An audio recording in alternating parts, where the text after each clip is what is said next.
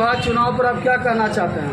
अभी जो चुनाव हो रहा है इस पर क्या कहना चाहते हैं? आपका प्रतिक्रिया क्या है? लोकसभा का चुनाव लोकतंत्र का चुनाव है। ये भारतीय संविधान के अनुसार प्रत्येक 5 वर्ष में होता है और उसी क्रम में 2024 का लोकसभा चुनाव अभी चल रहा है, जो कि 5वें चरण का चुनाव समाप्त हो चुका है। तो 5वें चरण का चुनाव समाप्त हो गया। विपक्षी के द्वारा कहा जा रहा है कि बहुत ही वहाँ जो है सारण में निंदनीय घटना हुआ। इस पर आप क्या कहना चाहते हैं?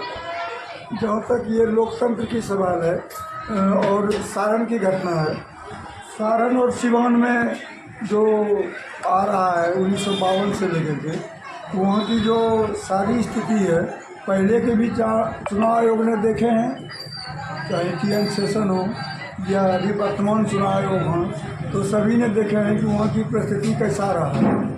और अभी वर्तमान माननीय मुख्यमंत्री नीतीश कुमार जी जो हैं वो भी सारी चीज़ देखे हैं और पूर्व मुख्यमंत्री लालू प्रसाद जी भी इस चीज़ को देखे हैं कि बिहार में जो घटना घटती है, कहाँ घटती है, कहाँ घटना कम होती है, कहाँ ज़्यादा होती है। चुनाव आयोग को भी इस बारे में हमें लगता है कि लिबर्टी, इक्वालिटी और फ्रैटर्निटी मतलब लोकतंत्र होता है। लोकतंत्र मतलब यही होता है, इसके अलावा और कुछ नहीं होता है। इसमें चुनाव आयोग जो भारतीय चुनाव आयोग है दिल्ली, उनको पहले से इस पर विशेष ध्यान देने की ज़रूरत थी। चुनाव आयोग को ध्यान देना चाहिए और जो कि 6ठे चरण और 7वीं चरण का चुनाव जो होगा उसमें और बिल्कुल शांतिपूर्वक चुनाव हो सके और वो शांति कहीं नहीं हो। नेता लोग कभी भी नहीं चाहते हैं, चाहे वो किसी दल का नेता हो, उनका सोच नेता का नहीं रहता है कभी कि हम चुनाव में जो है ना अहिंसा हो।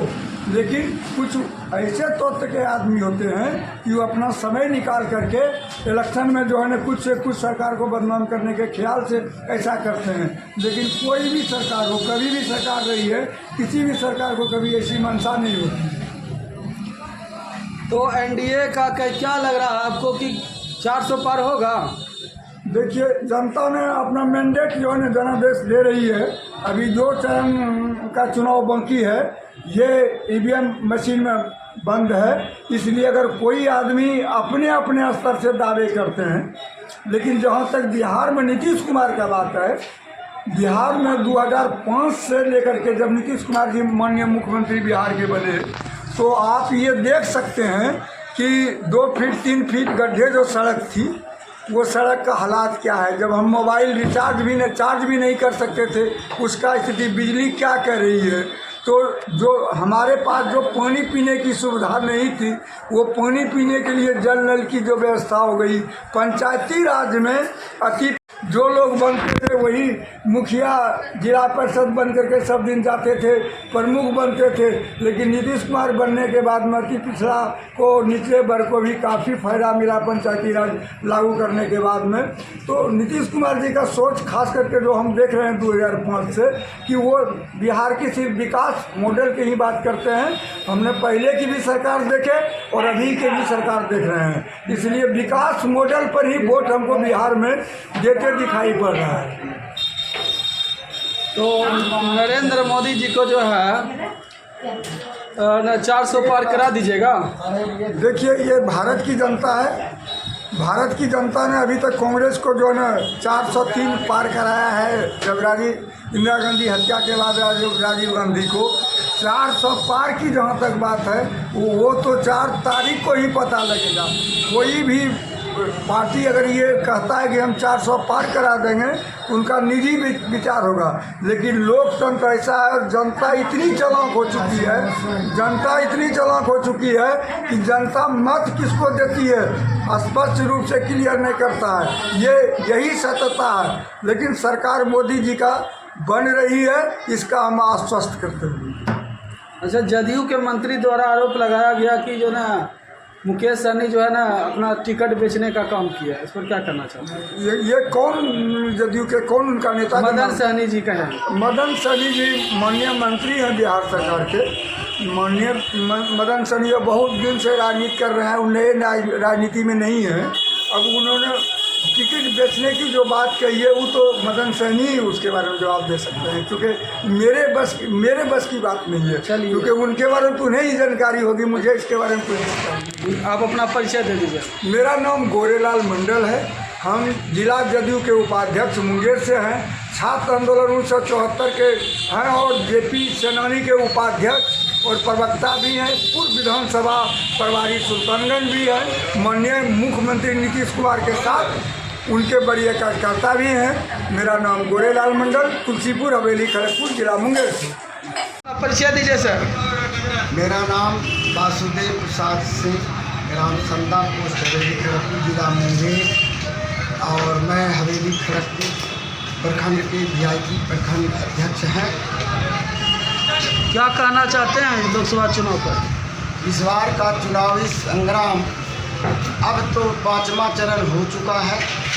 5वें चरण के दौरान विश्वस्त संवाददाता के आधार पर हमें यह पता चल रहा है कि 5वां चरण तक इंडिया महागठबंधन को 270 सीट से पार होने वाला है। जबकि चुनाव तो सभी जगह शांतिपूर्ण हुई, लेकिन अब मात्र 2 चरण बाकी है, 6ठा और 7वां।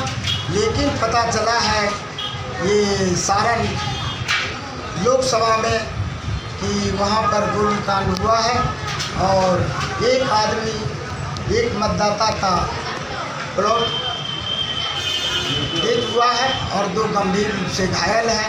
ये बहुत खेद की बात है। मैं उस चुनावी माहौल को देखते हुए जो शांतिपूर्ण हो रही थी, मैं उस पर खेद प्रकट करता हूं। और जो दोषी हैं इस चुनाव में, भारत के लोकतंत्र के हित के लिए ये चुनाव हो रहा है। लोकतंत्र को बचाने के लिए कि आरक्षण खत्म नहीं हो और हमारा देश उज्जवल, ताकि हमारे देश की जनता को भलाई हो सके। क्योंकि आज इतनी महंगाई, इतनी भ्रष्टाचारी, बेरोजगारी बढ़ गया है, जिससे हर एक गरीब तबके के लोग